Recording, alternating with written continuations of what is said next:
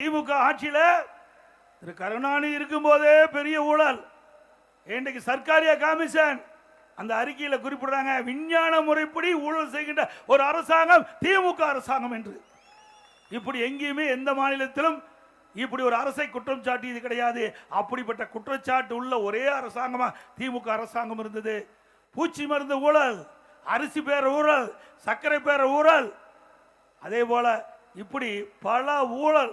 அதே போல வீராணம், அந்த வீராணம் குடிநீர் திட்டத்துக்கு அந்த அந்த ஊழல், வீராண ஊழல். இன்னைக்கு அந்த பைப்பெல்லாம் காட்சி அளிக்குது.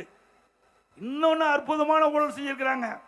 அதுல வந்திருக்குது செய்தி, அந்த சர்க்கரையெல்லாம், சர்க்கரை பேர ஊழல்ல சர்க்கரை மூட்டையெல்லாம் சர்க்கரையெல்லாம் எறும்பு தின்னுட்டுது.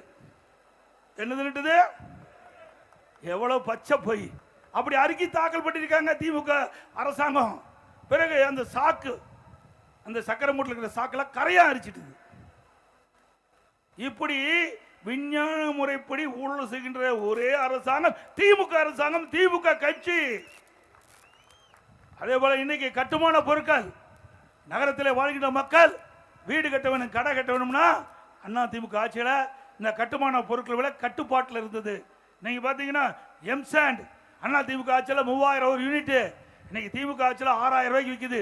100% உயர்ந்து விட்டது.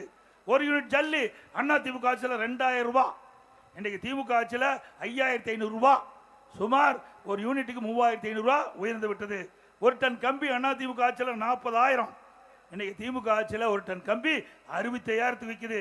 ஒரு செங்கல் அண்ணா திமுக ஆட்சியில் 8 ரூபாய்க்கு விற்றது, இப்போ 12 ரூபாயிலிருந்து 13 ரூபாய்க்கு விற்குது. சிமெண்ட் ஒரு மூட்டை 240 ரூபா அண்ணா திமுக ஆட்சியில், இன்றைக்கு ஒரு மூட்டை சிமெண்ட் 300 ரூபாயிலிருந்து 400 ரூபாய் 350 ரூபாய்க்கு விற்குது.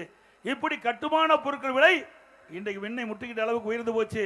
இனி யாருமே நிஜத்தில் வீடு கட்ட முடியாது, கனவுல வீடு கட்டி மகிழ்ந்துக்கலாம் இந்த ஆட்சி இருக்கின்ற வரை. இப்படிப்பட்ட ஆட்சி தொடர வேண்டுமா?